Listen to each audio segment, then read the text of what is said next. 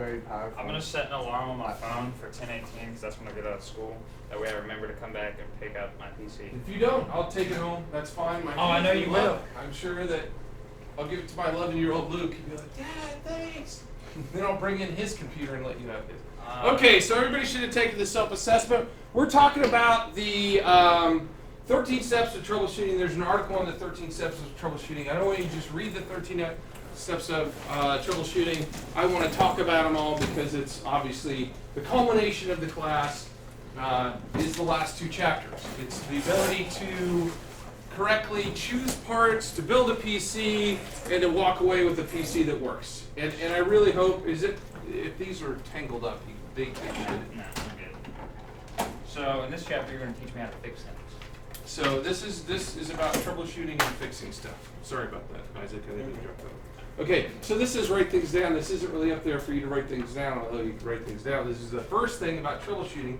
When you go to a location to work on a PC, is that you should kind of, especially the more complex the problem is, the more likely you need to write stuff down when you're working on it. So you know and you remember what you did, particularly if you get called away and come back. Frequently, when I'm doing stuff, I'll be working on one problem, somebody will interrupt me, and I'll come back to the problem later, and I'll be like, crap, where was I? And the last thing you want to do is redo the things you've already done, so if you take notes on what you're working on, which is one of the reasons I require you guys to have sit on notepads, is because it's a great, easy thing to carry when you're going to go work on something, write stuff down. Okay, whereas your laptop is not a great thing to carry with you. Write stuff down. I'm not yelling at you. Whatever. So, if you're working on somebody's PC and you're trying to fix something, it's a good idea to take notes. Okay, so that's it for writing things down. The next thing is not to rush. You're not in a hurry when you're fixing a PC. The worst thing you can do is rush yourself. If you rush yourself, we overlook things, we forget that we did things, we don't do things like take out the battery from a laptop or unplug the PC if we're rushing ourselves. And even now, at the end of the year, students will come in and start working on something. I'm like, your battery's still in. They literally have the laptop out, apart, they got it flipped upside down, and they're taking memory out, and the battery is still sitting there inside the PC. Just putting this back. They're about to show us. Okay, so take your time and don't rush. Rushing is only going to make things worse, not make things better. So keep your cool, take your time, don't rush yourself when you're working on a PC. Okay. This comment, reboot and start over, is both for you and the PC. Okay, but I'm not going to say the first thing you should do when you walk up to a PC that has problems is to reboot it. This comment is to, if you're having problems, don't get frustrated. If you can't get it to work, sometimes the best thing you can do for this PC that you're working on is to go do something else for a little while and then come back to it. Okay, so this reboot and start over is as much about you. I'm going to sneeze, sorry.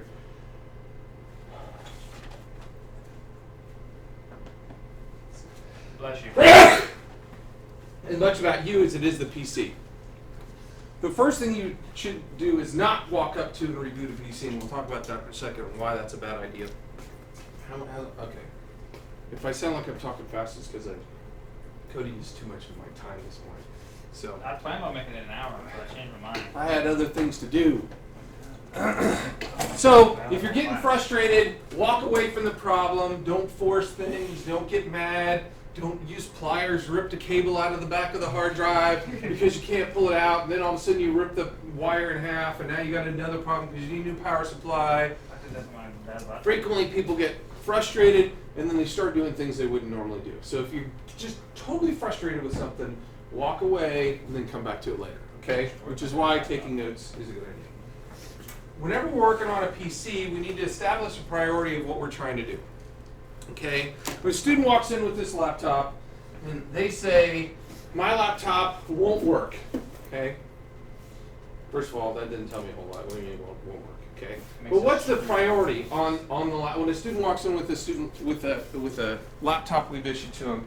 We need to decide what the priority on that laptop is. The priority on the laptop is not, in the case of a student laptop, to make sure all their documents are backed up before working on it. Why? Because we put a little sign out here, the sign's gone, it's over there now. Okay, if you Where's the big one that we used to have there? Does it tell you to put it all on the Yeah. drive? They're all supposed to know already that their stuff's supposed to be on their H drive. If they walk in with something, we're not worrying about backing up their data. Okay, so that's not our priority. The priority is to get them a working laptop and back to class as quickly as possible, right? So I have to think about what the priority is for each given situation. When I get called down to Mrs. Blankenhorn's room, the priority is different because she's got stuff saved on her computer. I'm not going to just go and wipe her computer and say, too bad, you should have had it backed up, too bad for you. Okay, I have no problems with saying that to Ian, but I'm not going to say that to a staff member. So I have to say what my priority is on this PC. Is the priority just to get it working again? Is the priority to get the data, because that's the biggest thing, because you have users who say, I don't care at all about this laptop, but my photos, I can't lose my photos. I got little baby Brandon on here, and I don't know, I'm backed up anywhere else, okay? So figure out what the priority is in the particular situation and what the biggest part of it is. I've got a presentation that I have to give in 20 minutes. Okay, so is the priority then to fix that PC? And I would say the priority is not now to fix that PC. What's the priority if I've got a presentation in 20 minutes? Get your Get it presentation. back to class. My Wait. priority is to Oh, replace the PC. You Okay, so if a teacher okay, says, okay. I've got something big going on and I've got to get this presentation, and I've got a whole group coming in this room, you just said, don't fix my PC, get me something else that works right now. And that's why I have spares ready to go. I just run down there, plug it in, take the old one up here, and then I'll work on it up here. Okay, so we have to figure out what our priority is before we start working on anything, because in different situations, the priorities are going to be completely different. Okay, how important is the data that's on there? How important is it that I just get something in your room? There are many teachers here that keep everything on their T drive, and if I replace their computer, they would even know. There are some teachers who keep everything on their local drive, and if I replace their computer, they would literally melt down. Okay, so I have to know that when I'm looking at the person. Okay, don't make any assumptions. The only assumption I would say you could make is whatever they told you is probably nothing to do with what's actually wrong with the computer. Most of the time, our write-ups that we get from staff members are so lacking of information that you have to really kind of pull it out of them. You know, my computer won't work, okay? Okay, what do you mean it won't work? And people say that, and really what they mean to say is, I can't get on Google, which is not the same thing. You know, they'll say, my computer does, nothing's working in my room, the computer doesn't work. And you go down there, their computer's on, it's projecting on the wall, and they can't get to Pinterest. And I'm like, well, you said your computer didn't work. I just left my classroom, ran all the way over here, and really all it is you can't get on Pinterest. Pinterest is blocked. I don't care. Right? You know, to stomp away, right? So don't make any assumptions that what they said is true. All they know is they may not know any of the verbiage of what they want to say, or may not know how to correctly communicate to you. So many times, show me what's happening. And then it won't be anything like what they just told you. Yes, sir. Okay, two things. First of all, what the heck is Pinterest? It's like The what page? an old mom. Okay, because I was just being told about it last Did night. you say an old mom's webpage? Yeah. Skylar was using it last night, and she was trying to explain it to me. It has, girls really like it. It has lots of pictures of projects and things. And She they said do you something. can't on the rest. I was What? like, what? It's like if you made really cool muffins, you Oh, take a snap. picture and put it on Pinterest and put the recipe on there, and people can search muffins on Pinterest and like, oh look. This is stupid. Okay, well, it's a visual thing. It's like the Facebook of He's crap. defending it now. It's crap Facebook. All right, I got Facebook it. of stuff. It's a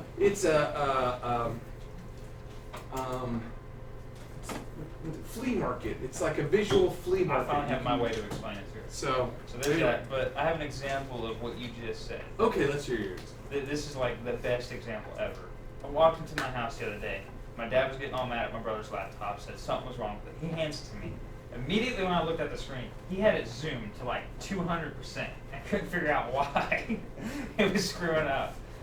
It was hilarious. How do you mess up that bad? I don't know. He thought it was broken. I took it for like 2 seconds, He zoomed probably it like- back to 100%, and said, there you Probably go. like leaned his arm to control His, key and yeah, scroll. his problem was this. He was like, every time I get on my email, it's just huge. Everything is just huge. All the words are like ginormous, and I was like, Okay. unzoomed to 100%, handed it back, said, there you go. Yeah. So same thing, different story, but same kind of thing. I don't know if you know this, but on an Android phone, I had somebody get really mad at me, like it was my fault. If you go to an Android phone and you go to a text message, the volume keys actually change. It's not going to work for me. The size. I don't know the size of the text, but I don't know why it's not doing it. So the text was ginormous, and it was like one word on a page almost, and like I can't text. What's going on? I don't know why it's not doing it on mine. They got mad at you for it? Why isn't it doing it on yours? Why does mine always mess up? Anyway, so don't make any assumptions about what's actually wrong based on the user input. Just make assumptions that something is wrong. Have them try to re-explain it to you as best they can. What were you working on at the time? And try to draw out what's really happening, or show me. If teachers say this isn't working or this isn't working, I'll give you. Here's a prime example. Let me see if I It was can. always not working. Hold on. I'm gonna have to pause this. Get back to that. Don't make assumptions on what's wrong. You really need to talk to people and find out what's wrong. Okay. So this is the big one. This is a big one. This is a big, huge one. Okay. Now, it's not a big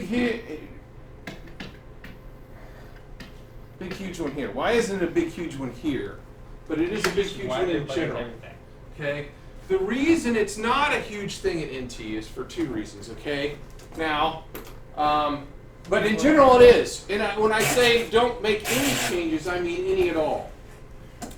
If I go up to somebody and they say something's wrong with their computer, and I know it's something I might have to re-image for, or they've got a virus or something else, the first thing before you even restart the computer, especially if they say it's acting funny, is if I can get on the network right now, make sure they've got their stuff backed up to the network drive before I even try to restart it. Okay? Because I have had hard drives that I walk up to and the system's working fine, and I try to and it's making a funny sound, and I restart it, and I never see the hard drive again. It's gone.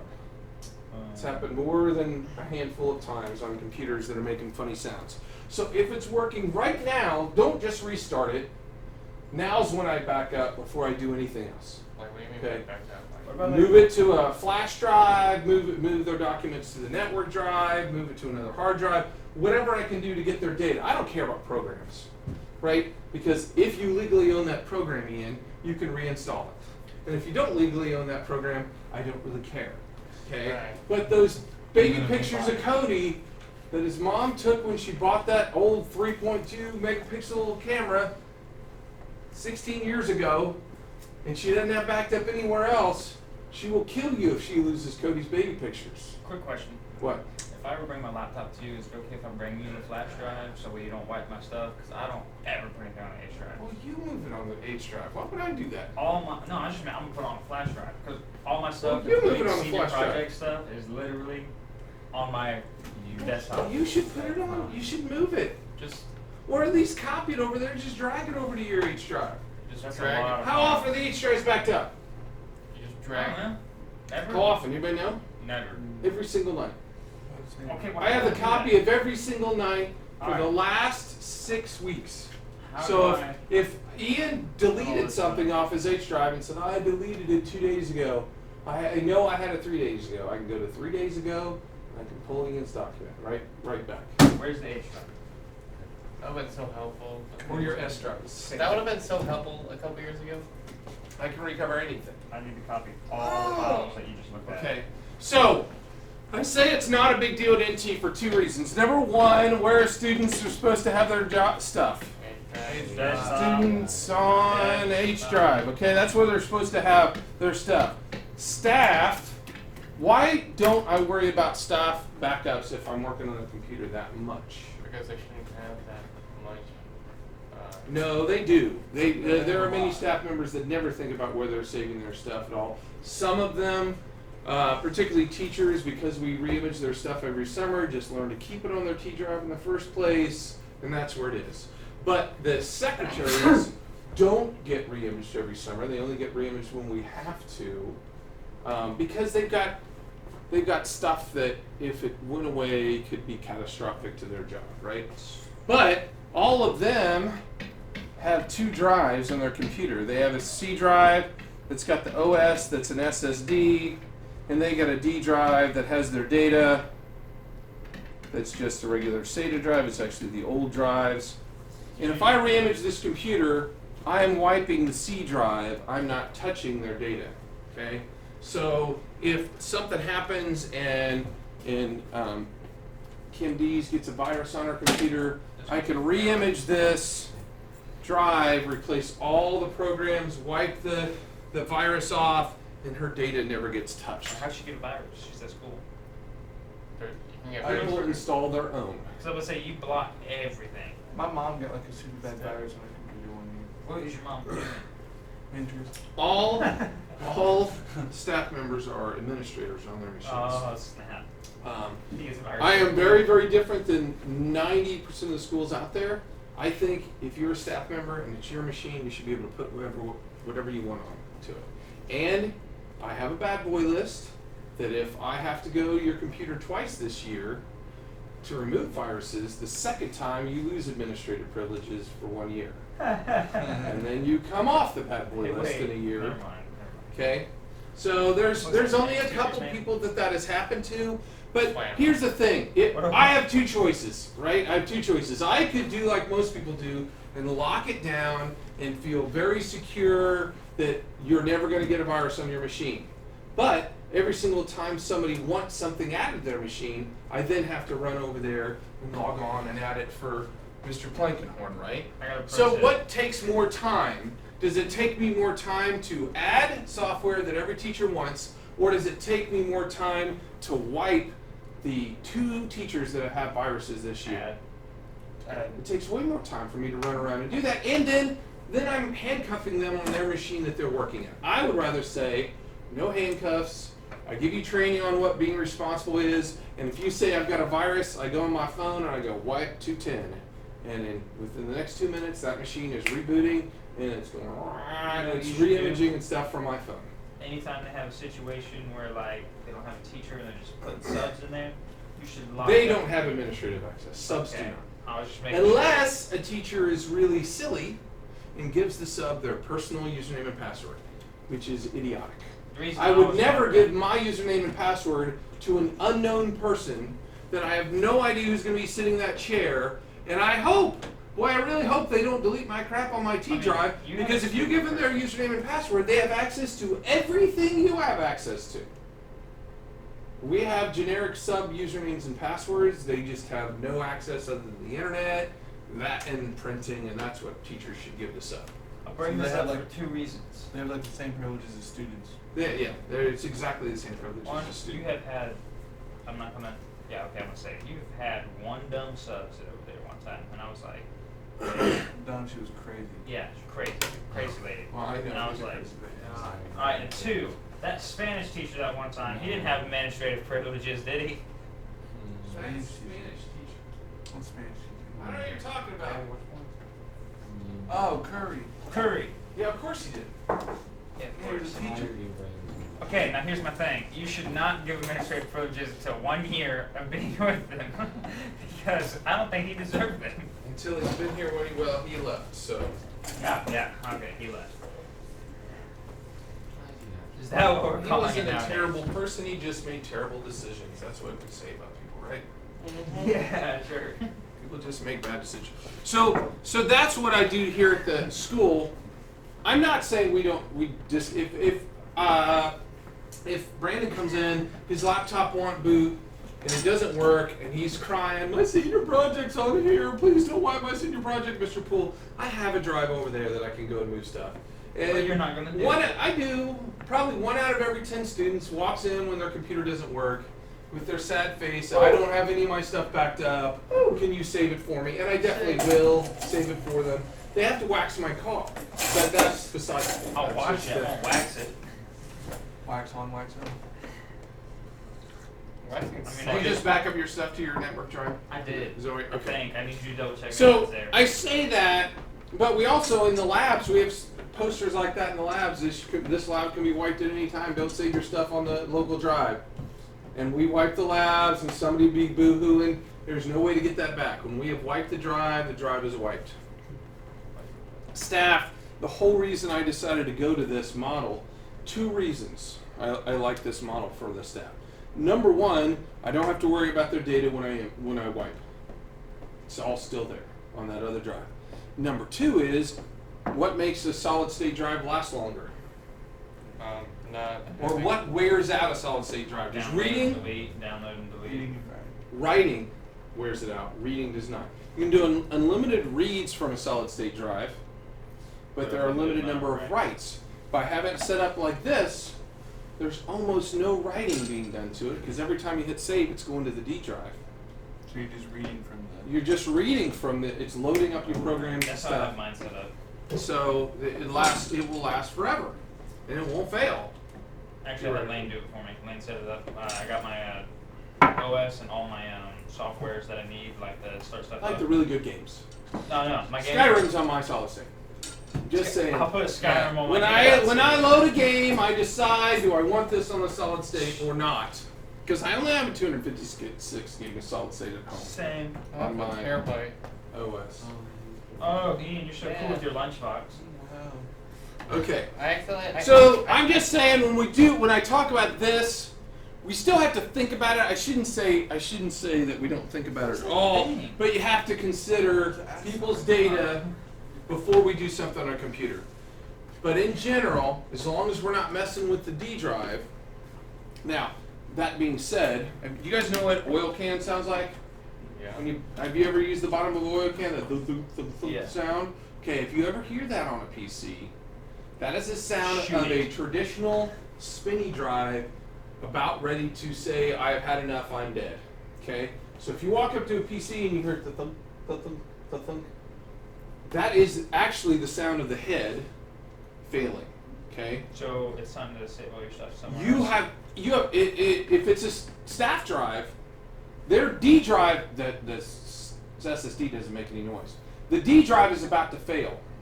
So that's one of the things I have to say, make backups. If I walk up and that's making that sound, have you got your stuff saved to your T drive? Because it's about to die, and the computer's going to act fine, right? Why is the computer going to act just fine? Everything's on the SSD. Because all the programs are on the SSD, so it's still running fine. But I hear that we need to get your stuff over to your T drive, like yesterday. Well, do it tonight. No. Right now, in class, stop teaching, because that drive can go at any time. And I've had it myself where it was making that noise, and I was like, I gotta make sure I back that up tonight, because I heard it before I left for school. I came home and the drive was dead, never to be seen in BIOS again. And it was gone. You know how many games I would lose right Okay. now? But who cares about the games? It's the baby pictures, and I'm saying that seriously. the baby I could re-download the music. Now I'm better, right? Because I've got all my photos in the cloud at Google Photos. I keep moving all my photos to Google Photos. So it's all, because how much storage do we have on an educational account? Unlimited. I'll put it all there. I don't care, right? You give me unlimited, I'll use your unlimited.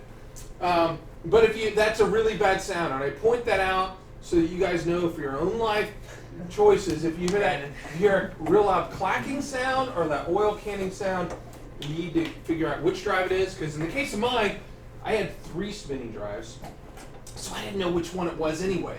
And I had to go to school, so I'm like, and this is before I had an SSD. Now I just have one SSD. No, I still got 2 spinning drives.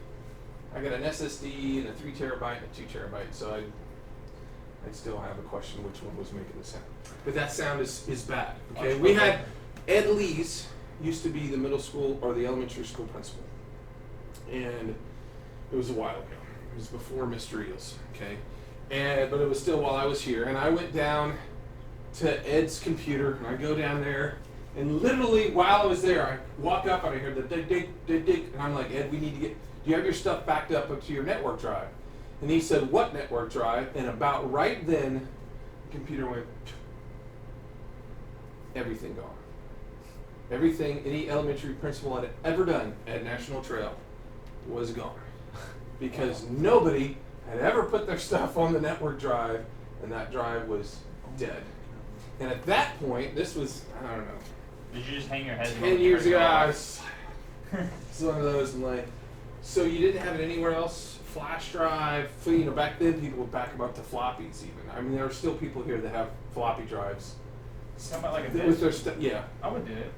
It holds 1 meg of data. You can't even get a Word file. Your PowerPoint would not fit on 16 of them probably at this point. What? No, I'll put. How's a movie get on it? What? How's a You movie can't get a movie on a floppy drive. You're talking about a CD, right? No, I'm talking about a floppy drive. Like a The square that's floppy. Well, it's not. I've never seen a floppy drive in my entire life. You just you pulled have. one out right there. Besides when he shows them, so I've never understood what he's been talking about this whole time. It's floppy. Merry Christmas. Here's your floppy drive. Anybody else want a floppy drive? Oh my Anybody want god. one? This looks like something This you is a see floppy on, drive. like, GameCube loading That screen. holds 2 meg unformatted. Once it's formatted, it only holds 1.44. They're called didn't know floppy this drives. They're called floppy drives because the inside You drive destroyed that. is floppy. See, floppy. Real fast. That's why it's called a floppy drive, because it's floppy. Hang The on. original floppies. Hold on, I'm talking here. Hang The on. original floppy drive. This is an original floppy. Okay. Oh. This wow. is how they used to be 5 1/4. This only holds 700K. 700K. Okay. The original one only held 320K, but then they made them double-sided. So they could ride on the top and the bottom. They became 720K. This is original IBM PC. If you don't know that, when the original IBM PC came out, this cost them $30 at the garage sale. When the original IBM PC came out, there is no hard drive. We ran, actually, when they originally came out, there was only 1 floppy. But now, with this one, you can have 1 floppy in to run a program off of, and you have another floppy in to save your data Wow. to.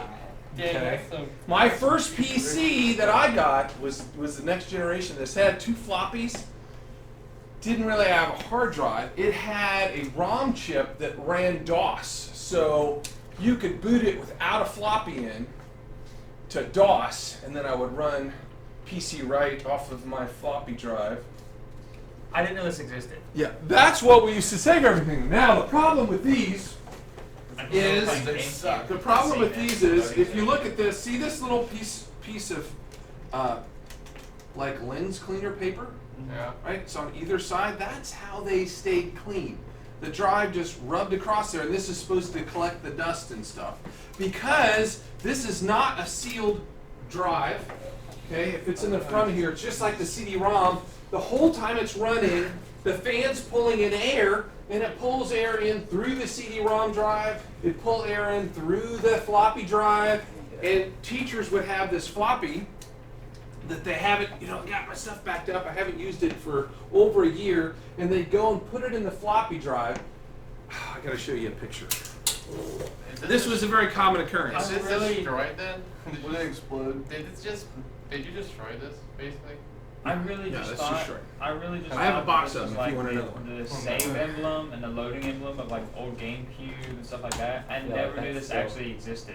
Okay, so this is the computer that we used to have. And everything. Okay, Yeah. this is what the I teachers recognize that. used to have. The GX280. I need it And to a Google. little- I remember lifting the flap all All the those little time. flap, yeah. Had like the USBs or anything.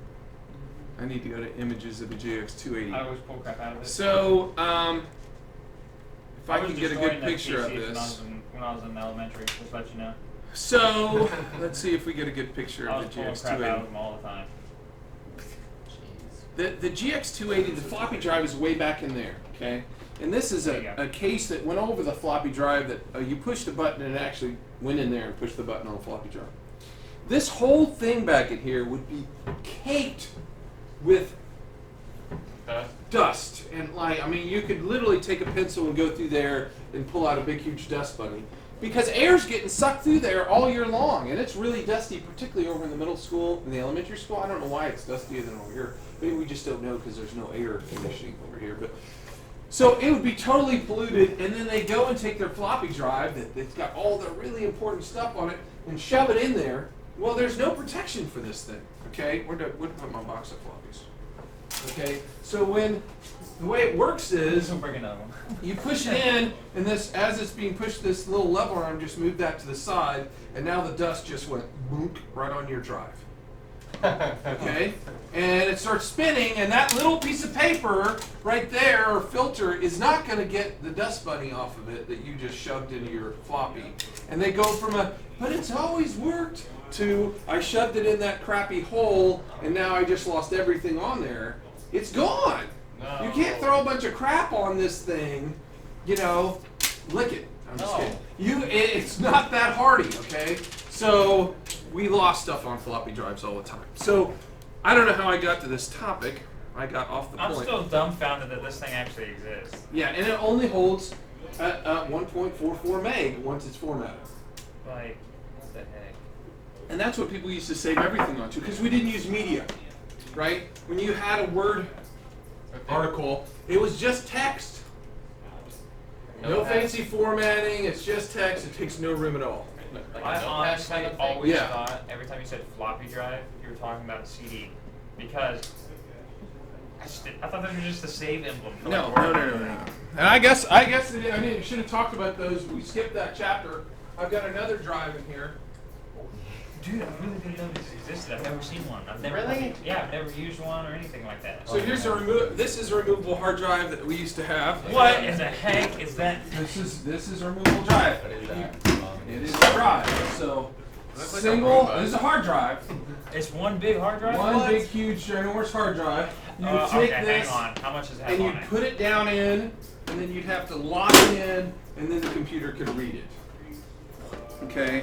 So That's like some CIA thing.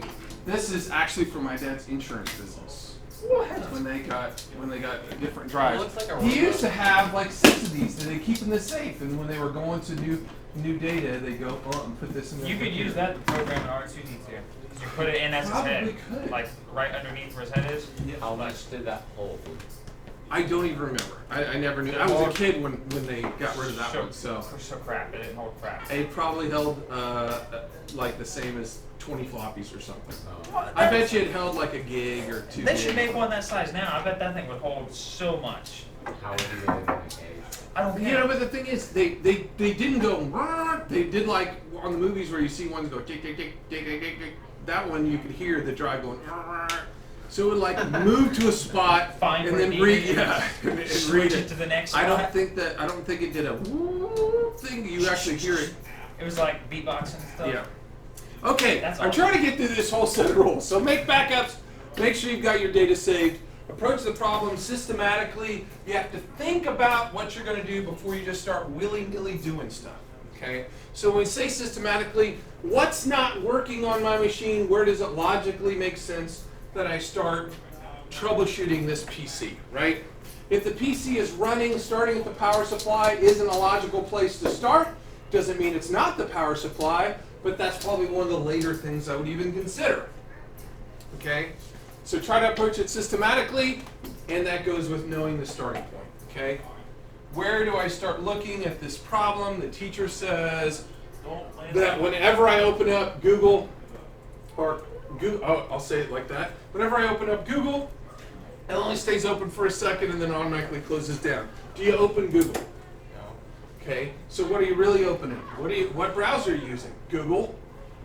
Chrome. And then you'd make that assumption, wouldn't you? You go down there and then use Internet Explorer, but Google's our home page, right? So that goes with know your starting point. That's why you have to say, show me what you're doing. You see them open it up, and it's not Google Chrome. They don't even have it installed. They just know that's what their home page is. Goes to the Google search engine. Okay? So you have to kind of figure out what your starting point's going to be. Don't overlook obvious things. Okay? My computer doesn't start.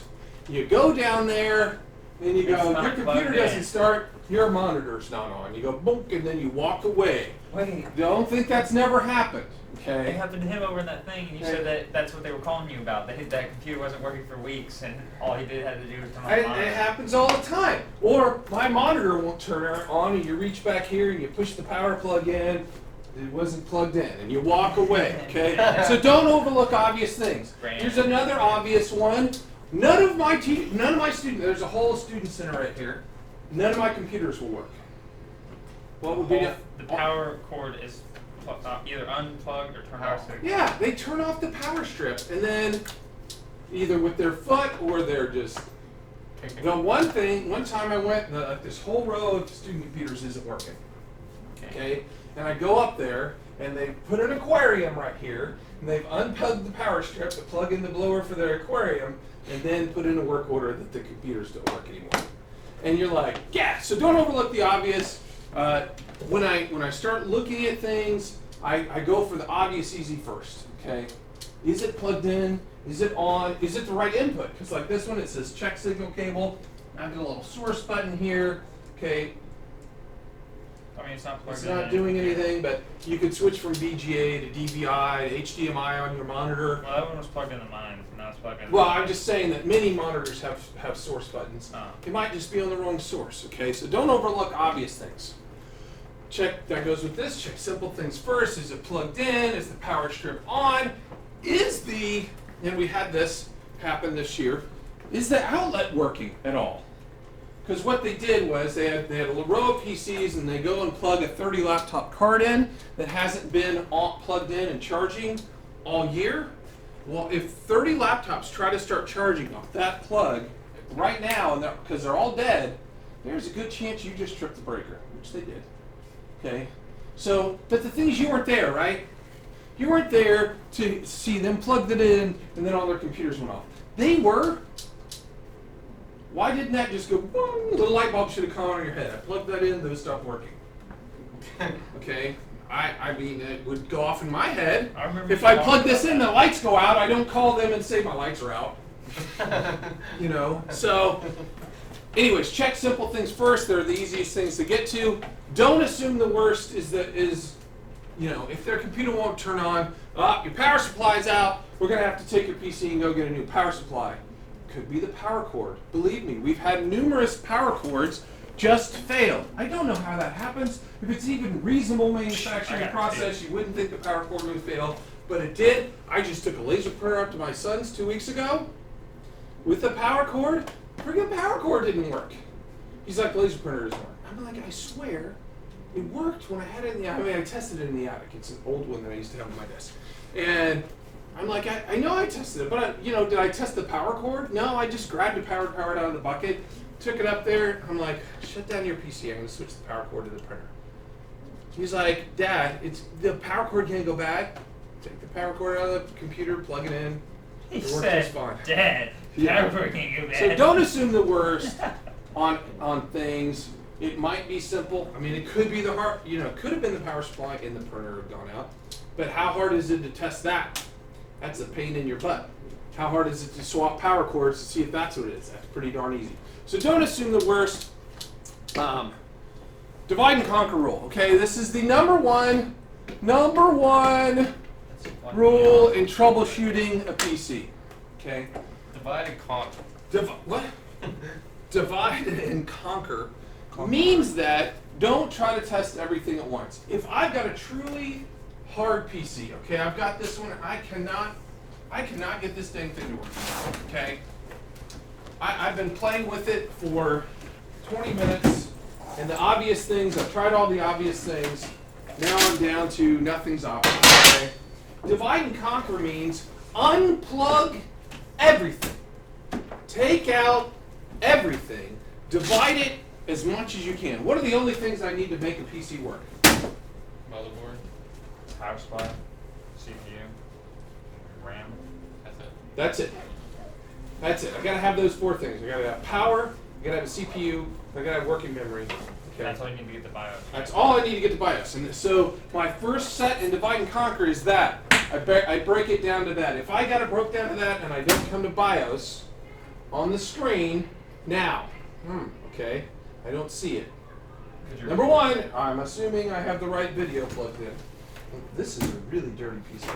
I'm assuming I have the right video plugged in. Yeah. Because it could have been I'm an idiot, right? There's an extra video card, I've been sitting there, and I go, okay, and I can't tell you how many times students have done that. They get their PC that we go to fix, and they immediately plug into this, and there's an extra video card, and they spend 40 minutes trying to get something to come up. They've torn the whole thing apart. You can have it. Torn the whole thing apart, and really the whole time they haven't even started because they haven't plugged in the right video card. Should there be a video card in there if I'm dividing and conquering? No. No, there shouldn't. When I went to divide and conquer, I should have pulled out every external card possible. I should have disconnected the hard drive, the CD-ROM, every single cable connecting to this motherboard. I'm going to unplug. The only ones that are left is my 2 power cords in there if I'm trying to divide and conquer. Now it doesn't work. Now I'm down to it's either the power, the memory, the motherboard, or the CPU. It's got to be one of those 4. How hard is it to test the power? Really easy. You're having a power tester, so I'm going to test the power. Plug it in, man. Okay? The power is good or the power is bad. Bad power can cause all kinds of problems. I mailed back a solid-state drive that I thought was bad of my own. I mailed back a Samsung solid-state drive. It turns out it wasn't the solid-state drive at all. My power supply wasn't giving out the right voltage. Good job, Mr. Everything's running, but the solid-state drive won't work. The spinny drives worked.